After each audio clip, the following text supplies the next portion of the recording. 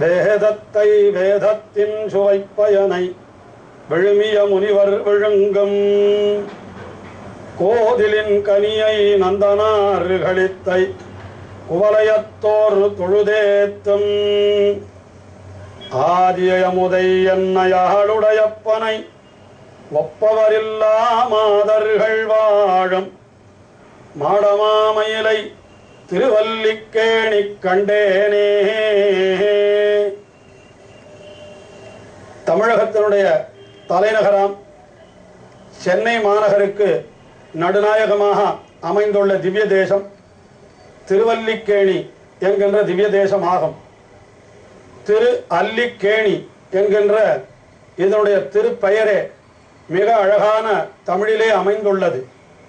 கேணி என்றால் அது ஒரு பெரிய குளம் அல்லது கிணறு, பெரிய கிணறு என்று பொருள்.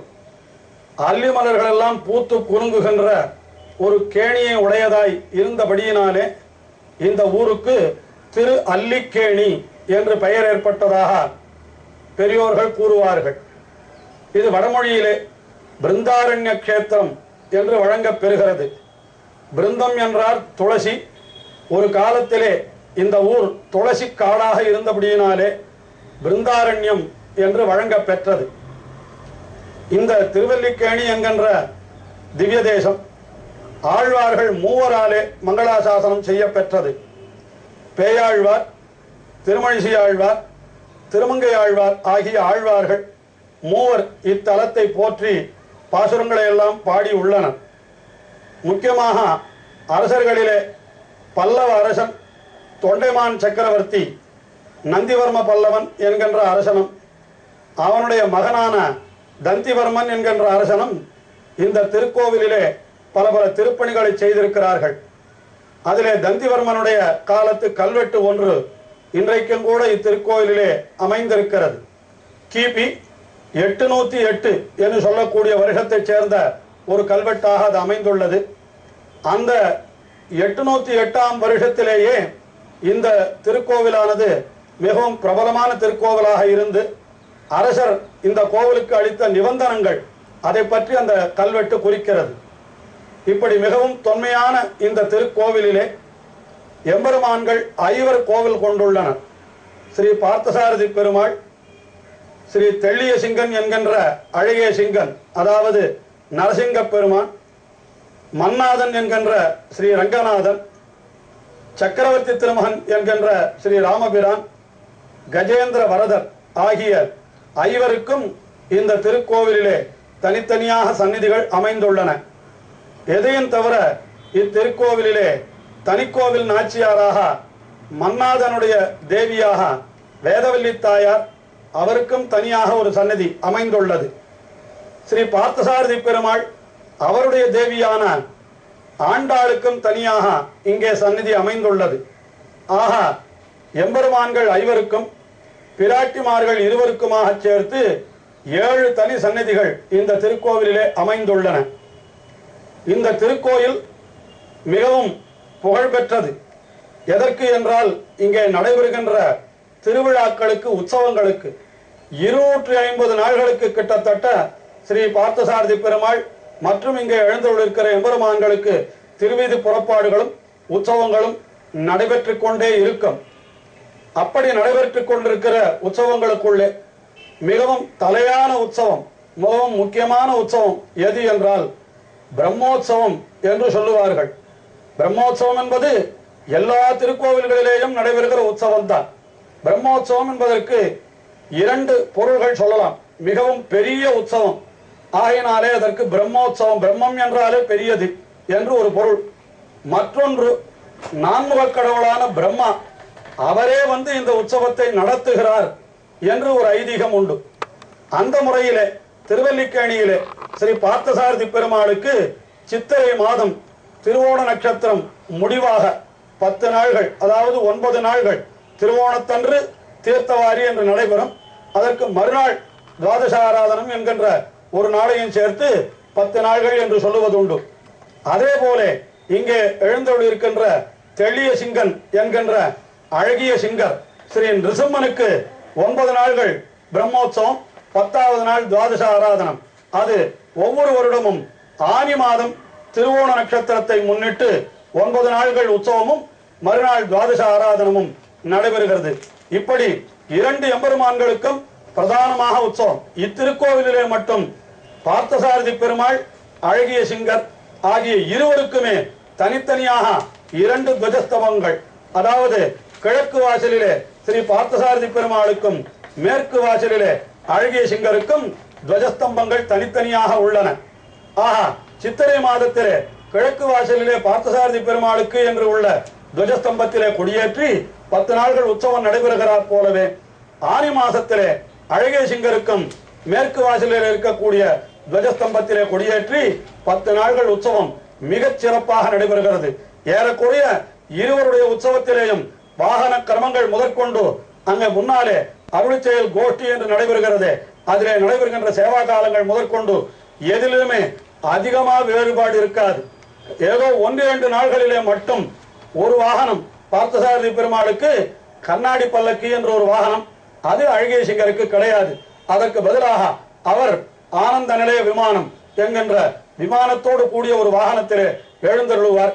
பெரும்பாலும் இதை தவிர பார்த்தசாரதிக்கும் அழகிய சிங்கருக்கும் உற்சவத்திலே வாகனத்திலே கூட வேறுபாடு இல்லாமல் இருவருக்குமே சமமாக உற்சவங்கள் நடைபெறுகின்றன. அந்த உற்சவங்களிலே பிரதான உற்சவம் பிரம்மோற்சவம். அந்த பிரம்மோற்சவத்திலே பிரதானமான நாள் முதல் நாள். அன்றைய தினம் விசேஷமாக துவஜாரோகணம் என்கின்ற ஒரு வைபவமானது நடைபெறுகின்றது. ஒரு உற்சவம் தொடக்கம் என்றால் அதற்கு கொடியேற்றி அந்த எம்பெருமானுடைய கருட கொடி, அந்த கருட துவஜத்தை கொடியேற்றி 10 நாள்கள் உற்சவம் நடத்துவது, 9 நாள்கள் உற்சவம் நடத்துவது என்பது இதெல்லாம் ஆகமங்களிலே சொல்லப்பட்டிருக்கிறது. இந்த திருக்கோவிலானது ஸ்ரீ வைகானச ஆகமத்தின்படி இந்த பூஜைகள் நடைபெறுகின்ற ஒரு திருக்கோயில் ஆகும். தென்னாச்சாரிய சம்பிரதாயப்படி இங்கே அருளிச்செயல் சேவா கால கிரமங்கள், உற்சவங்கள் ஆகியவை நடைபெறுகின்றன. அந்த ஸ்ரீ வைகானச பகவத் சாஸ்திரோக்த விதிப்படி இந்த இடத்திலே பிரம்மோற்சவத்தன்று காலை, விடியற் காலை முதல் நாள் காலை கொடியேற்றி துவஜாரோகணம் மிகவும் விசேஷமாக நடைபெற்று அன்றைய தினம் காலை பெருமாளுக்கு தர்மாதி பீட்டம் என்று சொல்லப்படுகின்ற ஒரு வாகனம் அது. அதாவது பகவான் இந்த உலகத்தை எல்லாம் நிர்வகிப்பது எப்படிப்பட்ட சிங்காசனத்திலே என்றால், வீட்டிலிருந்து 7 உலகம் தனிக்கோல் செல்ல வீட்டிலிருந்து ஆளுகின்ற எம்பெருமான் அப்படி எழுந்தருளிருக்கின்ற அந்த சிங்காசனத்திற்கு தர்மாதி பீட்டம் என்று பெயர். அதாவது தர்மத்தையே தனக்கு ஆதி பீட்டமாக கொண்டு எம்பெருமான் எழுந்தருளிருக்கிறான். அதிலே 8 திக்கிலேயும் அந்த 8 கஜங்கள் யானைகள் அந்த தர்மாதி பீட்டத்தை தாங்குகின்றன. அதனுடைய ஆசனம் கூர்மம், ஒரு ஆமை போலே இருக்கும் என்றெல்லாம் புராணத்திலே சொல்லப்பட்டிருக்கிறது. முதல் நாள் பெருமாள் தர்மாதி பீட்டத்திலே எழுந்தருளுகின்ற பொழுது அங்கே எம்பெருமான் திருமுன்பே பொய்கை ஆழ்வார் அருளி செய்த முதல் திருவந்தாதி, அந்த முதல் திருவந்தாதியிலே தொடங்குகின்ற பொழுதே அவர் வையந்தகளியா வார்கடலே நெய்யாக வெய்ய கதிரோன் விளக்காக செய்ய சுடராழியா நடிக்கே சூட்டினேன் சொல் மாலை இடராழி நீங்குகவே என்று அந்த எம்பெருமானை அவன் உபய விபூதி நாதன், அதாவது இந்த உலகத்தையும் சரி பரமபதத்தையும் சரி அவன் ஆளுகின்ற ஒரே எம்பெருமான், ஒரே பகவான் என்று அவனுடைய அந்த பெருமையை சொல்லுகின்றார். அந்த உபய விபூதி நாதன் என்றால் நித்திய விபூதி என்கின்ற பரமபதம், லீலா விபூதி என்று கூறப்படுகின்ற இவ்வுலகங்கள் இவை அனைத்தையும் ஒரு சேர ஆளுகின்றவன் என்பது பொருள். அதைத்தான் அந்த முதல் திருவந்தாதியிலே முதலிலே பொய்கை ஆழ்வார் காட்டினார். அதற்கு சேரத்தான் எம்பெருமான் எப்படி எழுந்தருளுகிறான் என்றால், அந்த தர்மாதி பீட்டத்திலே உபய விபூதிக்கும் தானே அதிபதி, அனைத்துலகங்களுக்கும் தானே தலைவன் என்கின்ற அதை காட்டும் வண்ணமாக ஒரு நீண்ட திருவபிஷேகம், அந்த கிரீடத்தை அணிந்து கொண்டு அப்படி தர்மாதி பீட்டத்திலே அவன் எழுந்தருளுகிற காட்சி அது கண்கொள்ளா காட்சி. தெளிய சிங்கருக்கும் பிரம்மோற்சவத்திலே முதல் திருநாள் அன்று காலை அதே போல அந்த தர்மாதி பீட்டம் அதே வாகனம் தான். பார்த்தசாரதி பெருமாளுக்கு என்னென்ன திருக்கோலங்களோ அதே திருக்கோலங்கள் அந்த தெளிய சிங்க பெருமானுக்கும் பிரம்மோற்சவத்திலே முதல் நாள் காலை அன்று நடைபெறுகிறது. முதல் நாள் மாலை அன்றைய தினம் பெருமாளுக்கும், அதாவது ஸ்ரீ பார்த்தசாரதி பெருமாள் புன்னை மரம் என்கின்ற ஒரு வாகனம், புன்னைமர வாகனம் என்றே பெயர் அதற்கு. அதாவது புன்னையினாலே செய்யப்பட்ட, அதாவது ஒரு மரத்தாலே செய்யப்பட்ட ஒரு புன்னை, அந்த புன்னையின் கீழே எழுந்தருள் இருந்து கண்ணபிரான் வேணுகானம் பண்ணினான் என்று பெரியாழ்வார் மிகவும் அழகாக அனுபவிக்கிறார். நாவலம் பெரிய தீவினில் வாழும் நங்கை மீர் கழுதோர் அற்புதங்களீர் தூவலம் புடைய திருமால் தூவலம் புரியுடைய திருமால் குழலோசை வழியே என்று சொல்லும்படியாக அப்படி அந்த கண்ணபிரான் குழலூதுகின்றான். அந்த குழலூதுகின்ற திருக்கோலத்திலே புன்னை மரத்தடியிலே கண்ணன் எழுந்தொழி இருப்பது போல ஒரு திருக்கோலம். அந்த திருக்கோலத்தோடு முதல் நாள் மாலை அந்த எம்பெருமானுக்கு திருவீதி புறப்பாடு நடைபெறுகிறது. அப்படி நடைபெறுகிற பொழுது அந்த இடத்திலே பெரியாழ்வார் பாடின பாசுரங்கள், அந்த கண்ணபிரானை பற்றி ஆழ்வார் பாடின பாசுரங்களே அன்றைய தினம் வீதி கோஷ்டியிலே அப்படி ஓத பெறுகின்றன. கண்ணன் பிறந்தது தொடங்கி, அதாவது வண்ண மாடங்கள் சூழ் திருக்கோட்டியூர் கண்ணன் பிறந்தினில் என்று ஆழ்வார் அருளி செய்தபடி அந்த கண்ணன் பிறந்த தினத்திலிருந்து ஆரம்பித்து அந்த கண்ணனுடைய சேட்சிதங்களை எல்லாம் பெரியாழ்வார் அனுபவிக்கிறார். அந்த பாசுரங்கள் அந்த எம்பெருமான் கண்ணனாக சேவை சாதிக்கிற அன்றைய தினம் வீதியிலே இசைக்க பெறுகிறது.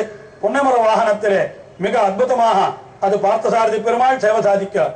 அதே போலத்தான் அழகிய சிங்கரும் முதல் நாள் மாலை புன்னைமர வாகத்திலே வேணுகோபாலனாக கண்ணனுடைய திருக்கோலத்திலேயே அழகிய சிங்கர் ஸ்ரீ நிருசம்மனும் எழுந்தருளி இருக்கிறார்.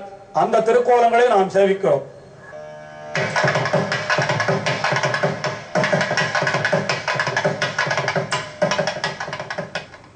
பிரம்மோற்சவத்திலே முதல் நாள் காலை பெருமாளுக்கு துவஜாரோகணம் என்கின்ற வைபவம் இப்பொழுது நடைபெறுகிறது.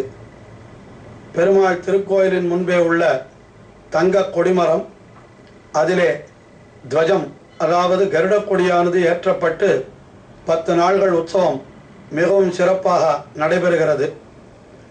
அந்த துவஜாரோகணம் ஆனவுடனே ஸ்ரீ பார்த்தசாரதி பெருமாள் அன்றைய தினம் எழுந்தொழ வேண்டிய தர்மாதிபீட்டம் என்கின்ற வாகனத்திலே சர்வ ஆபரண பூஷிதராய் எழுந்தருளியிருக்கின்ற அழகிய காட்சி.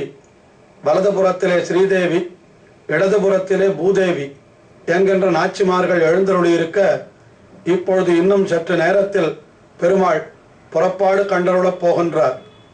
ரத்தன கிரீட்டம் அணிந்து ஆதிராஜ்யம் அதிகம் புவனானாம் ஈஷதே பிஷனையின் கிள மௌளிகி என்று சொல்லப்படுகின்றபடி அங்கே எம்பெருமான் விசேஷமான கிரீட்டத்தை அணிந்து கொண்டு எழுந்தருளியிருக்க அதிகாரிகள் எல்லோரும் முதலிலே எம்பெருமானை சேவிக்கின்றார்கள்.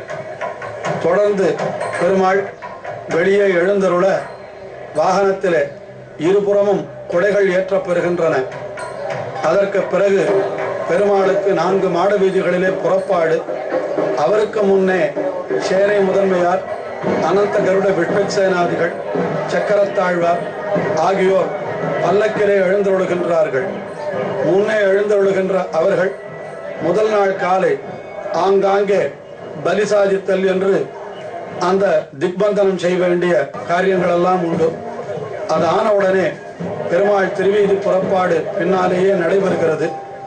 அந்த திருவீதி புறப்பாட்டிலே முதலிலே எம்பெருமான் துன்பே திவ்ய பிரபந்த கோஷ்டிகள் தொடங்க பெறுகின்றன. எம்பெருமான் திருமுன்பே முதலில் பொய்கையாழ்வார் அருளி செய்த திவ்ய பிரபந்தமான முதல் திருவந்தாதி தொடங்க பெறுகின்றது. முதலிலே தனியன்கள் தொடங்கி ஸ்ரீசைலேஷ தயாபாத்திரம் தீபக்தியாதி குணார்ணவம் யதீந்திர பிரவணம் வந்தே ரம்ய ஜாமாதரம் முனி என்று தொடங்கி அதற்கு பிறகு திவ்ய பிரபந்தங்கள் தொடங்க பெறுகின்றன. அங்கே வையந்தகளியா வார்கடலே நெய்யாக வெய்ய கதிரோன் விளக்காக செய்ய சுடராழியா நடிக்கே சூட்டினேன் சொல்மாலை இடராழி நீங்குகவே என்று அந்த எம்பெருமானுடைய பெருமையெல்லாம் போற்றி பொய்கையாழ்வார் அருளி செய்த முதல் திருவந்தாதி அது இங்கே தொடங்க பெறுகின்றது. அதை தொடங்குகின்ற வேத விற்பன்னர்கள் அனைவருக்கும் அர்ச்சகர்கள் ஸ்ரீ சடகோபன் சாதிக்கின்றனர். அத்தனை பேருக்கும் அந்த பகவானுடைய திருவடி நிலைகளாகிற ஸ்ரீ சடகோபன் சாதித்தவுடனே எம்பெருமான் மீண்டும் புறப்பாடு கண்டருளுவார். அதற்கு முன்னாலே எம்பெருமான் திருமுன்பே வேதம் ஓதப்பெறுவதில்லை.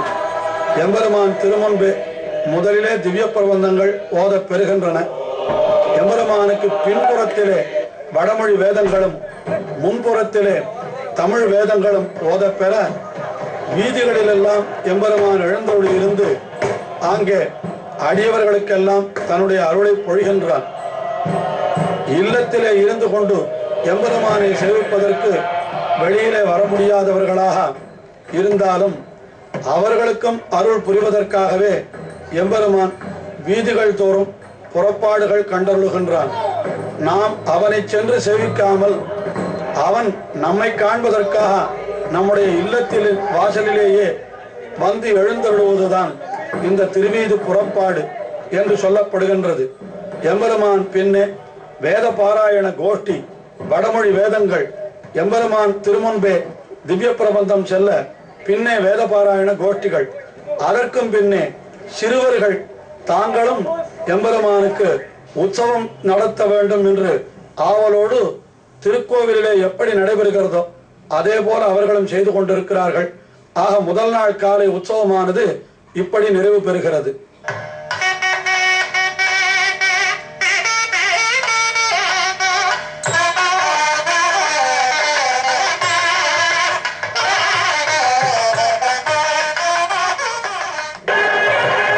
பார்த்தசாரதி பெருமாளுக்கு சித்திரை மாதம் நடைபெறும் பிரம்மோற்சவத்திலே முதல் நாள் மாலை புன்னைமர வாகனம் என்கின்ற வாகனம் அதிலே புறப்பாடு நடைபெறுகிறது. அதற்கு முன்னதாக மாலை வேளையிலே ஸ்ரீ பார்த்தசாரதி பெருமாள் வேணுகோபாலன், அதாவது முரளிக்கண்ணன் திருக்கோலத்திலே எழுந்தருளி பத்தி உலாவுதல் என்கின்ற நிகழ்ச்சி திருக்கோவில் முன் மண்டபத்திலே மிகவும் அழகாக நடைபெறுகின்றது. அதாவது வாகனத்திலே எந்த திருக்கோலத்திலே எம்பெருமான் எழுந்தருளி இருப்பாரோ அதே திருக்கோலத்துடன் திருக்கோவிலிருந்து புறப்பட்டு அந்த வாகன மண்டபத்திற்கு எழுந்தருளுவதற்கு முன்பாக திருக்கோவில் முன்மண்டபத்திலே நாதஸ்வர இன்னிசையுடன் மிகவும் நிதானமாக எழுந்தருளுகின்ற ஒரு நிகழ்ச்சி. இதற்குத்தான் பத்தி உலாவுதல் என்று பெயர். மண்டபத்திலே இருக்கக்கூடிய ஒவ்வொரு பத்தியாக அவர் எழுந்தருளி அங்கே அப்படி பக்தர்களுக்கு தன்னுடைய அழகு வெள்ளத்தை எல்லாம் வாரி வழங்குகின்றார். அப்படி எழுந்தருளுகின்ற காலத்திலே நம்மாழ்வார் சந்நிதி முன்பு எழுந்தருளி இருக்கின்ற பொழுது அங்கே ஆழ்வாருக்கு ஸ்ரீசடகோபன் மரியாதை நடைபெறுகின்றது. எம்பெருமான் ஒரு மரத்தின் அடியிலே எழுந்தருளி இருப்பதாக வாகனம் அமைந்திருக்கிறது. அதற்கு முன்னாலே எம்பெருமான் ஒரு பீட்டத்திலே எழுந்தருளி இருக்க கையிலே புல்லாங்குழலை வைத்துக்கொண்டு அவன் எழுந்தருளி இருக்கின்ற காட்சி அது நம்முடைய கண்ணையும் நெஞ்சையும் கவருவதாக அமைந்திருக்கிறது. நம்மாழ்வாருக்கு ஸ்ரீசடகோபன் சாதித்து இப்பொழுது திரும்பி எழுந்தருளின உடனே பெருமாள் வாகன மண்டபத்திற்கு எழுந்தருளுவதற்கு முன்னமே கற்பூரஹாரத்தி நடைபெறுகின்றது. இங்கே எம்பெருமான் மிகவும் அழகான திருக்கோலத்திலே எழுந்தருளி இருப்பவன் அந்த வாகன மண்டபத்திற்கு எழுந்தருளுகின்ற காலத்திலே ஒரு நடையிட்டு அந்த ஆடி அசைந்து எழுந்தருளுகின்ற இந்த நடை, இதற்கு ஒய்யார நடை என்றே பெயர். அப்படிப்பட்ட நடையுடன் அவர் வாகன மண்டபத்திற்கு எழுந்தருளுகின்றார். தினந்தோறும் இதுவேதான் நிகழ்ச்சி. மாலை வேளைகளிலே தினந்தோறும் பெருமாளுக்கு பத்தி உலாவுதல் நடைபெற்று அந்த பத்தி உலாவுதல் முடிவிலே வாகன மண்டபத்திற்கு எழுந்தருளுகின்ற பொழுது அந்த கடைசி நிகழ்ச்சியாக இந்த ஒய்யார நடை என்று சொல்லப்படுகின்ற அந்த நடை ஸ்ரீபாதம் தாங்குபவர்கள் அந்த எம்பெருமான் எழுந்தருளி இருக்கின்ற காலத்திலே எப்படியெல்லாம் எழுந்தருள்வான். கானகம்படி உலாவி கரும் சிறுக்கன் குழல் ஊதின போது மேனகையோடு திலோத்தமை அரம்பை உருப்பசி அரவர் வெள்கி மயங்கி வானகம்படியில் வாய் திறப்பின்றி ஆடல் பாடலவை மாறினார் தாமே என்று அந்த எம்பெருமான் ஒய்யார நடை நடந்து அது புல்லாங்குழல் ஊதினான் என்று பெரியாழ்வார் அனுபவித்தார். அதே போல இங்கே எம்பெருமானும் அப்படி ஒய்யார நடை நடந்து அந்த வாகன மண்டபத்திற்கு எழுந்தொழுகின்றான்.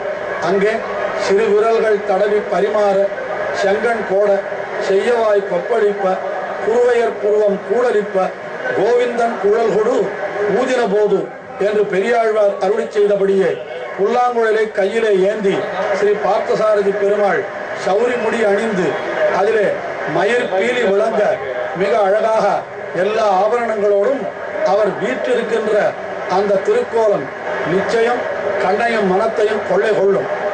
இப்பொழுது எம்பெருமான் புன்னைமர வாகனத்திலே எழுந்தருளி இருக்கின்றார். இந்த வாகனத்திலே தான் இன்றைய தினம் திருவீதி புறப்பாடு நடைபெறப் போகிறது. அந்த திருவீதி புறப்பாட்டின் போது எம்பெருமான் இதே திருக்கோலத்திலே இடவனரை இடத்தோளோடு சாய்த்து இருகை கூட புருவன் நெறிந்தேற கூட வயிறுபட வாய் கடை கூட கோவிந்தன் குழல்கொடு ஊதின போது பறவையின் கரங்கள் கூடு துறந்து வந்து சூழ்ந்து படுகாடு கிடப்ப கறவையின் கணங்கள் கால் பரப்பிட்டு கவிழ்ந்திறங்கி செவியாட்ட கில்லாவே என்று பகவான் புல்லாங்குழல் ஊதின போது பறவைகள் எல்லாம் கூட உணவை மறந்து அங்கே மெய்மறந்து நின்றனவாம். அப்படிப்பட்ட எம்பெருமானை அதிகாரிகள் சேவித்து புறப்பாட்டிற்கு வழியனுப்பி வைக்கிறார்கள். இப்பொழுது எம்பெருமான் அந்த பொன்னமர வாகனத்திலே திருவீதி புறப்பாடு கண்டருளுவதற்கு வாகன மண்டபத்தில் இருந்து வெளியே எழுந்தொழுகின்றான். இப்படி எழுந்தொழுகின்ற எம்பெருமான் முதலிலே திவ்ய பிரபந்த கோஷ்டி தொடங்க பெறும். அதற்கு பிறகு 4 மாட வீதிகளிலே அந்த எம்பெருமான் இதே வாகனத்திலே எழுந்தருள ஆங்காங்கே பக்தர்கள் தங்கள் தங்கள் இல்லத்தின் வாசலிலே அவனுக்கு தட்டுகள் சமர்ப்பித்து உபகாரங்களை சமர்ப்பித்து அப்படி எம்பெருமானை வழிபடுவார்கள். அதற்கு பிறகு எம்பெருமான் புறப்பாட்டை முடித்துக் கொண்டு வாகன மண்டபத்திற்கு வந்து சேர்ந்து மீண்டும் கலைந்து தன்னுடைய சந்நிதிக்கு எழுந்தருளுகிறான் என்பதுதான் ஒவ்வொரு நாளும் நடைபெறுகின்ற நிகழ்ச்சி. இந்த புன்னைமர வாகனம் என்பது திருவாய்ப்பாடியிலே கண்ணபிரான் மிகவும் விரும்பி இருந்தது ஒரு புன்னை மரமா. அந்த புன்னை மரத்தினுடைய அடியிலே இருந்து கொண்டு அவன் புல்லாங்குழலை ஊதின போது அங்கே இருந்த கோபிகைகள் அத்தனை பேரும் அவன் திருமுன்பே வந்து அங்கே அவனுக்கு காட்சி கொடுத்தார்களாம். அவனோடு கூடியிருந்து அவர்கள் அந்த அனுபவத்தை செய்தார்களாம். அந்த எம்பெருமான் திருமுன்பே இப்பொழுது திவ்ய பிரபந்த கோஷ்டி தொடங்க பெறுகின்றது. கிருஷ்ணாவதாரத்தில் மிகவும் ஈடுபட்டவரான பெரியாழ்வார் அவர் அந்த கண்ணபிரானுடைய சரித்திரங்களை எல்லாம் குழைத்து குழைத்து பாடினார். தம்முடைய பெரியாழ்வார் திருமொழி என்கிற திவ்ய பிரபந்தத்திலே முதலிலே திருப்பல்லாடன் தொடங்க பெற்று அதற்கு பிறகு வண்ண மாடங்கள் சூழ் திருக்கோட்டியூர் கண்ணன் கேசவன் நம்பி பிறந்தினில் எண்ணெய் சுண்ணம் எதிரெதிர் தூவிட கண்ணன் முத்தம் கலந்தொடராயித்தே என்று கண்ணபிரானுடைய திருவவதாரம் முதற்கொண்டு அவன் குழலூதின அந்த அழகு நாவலம் பெரிய தீவினில் வாழும் நங்கை வீர்கள் இதோர் அற்புதம் கேளி தூ வலம்புரியுடைய திருமால் தூயவாயில் குழலோசி வழியே கோவலர் சிறுமியர் இளங்கொங்கு குதுகலிப்ப உடலுள் அவிழ்ந்து எங்கும் காவலும் கடந்து கயிறு மாலையாகி வந்து கவிழ்ந்து நின்றனரே என்று அந்த எம்பெருமானுடைய புறப்பாடு திருவீதிகளிலே நடைபெற்று முடிந்து இப்பொழுது பெருமாள் சந்நிதிக்கு திரும்பி எழுந்தருளுகின்ற காட்சி அதை நாம் கண்டு மகிழ்கிறோம்.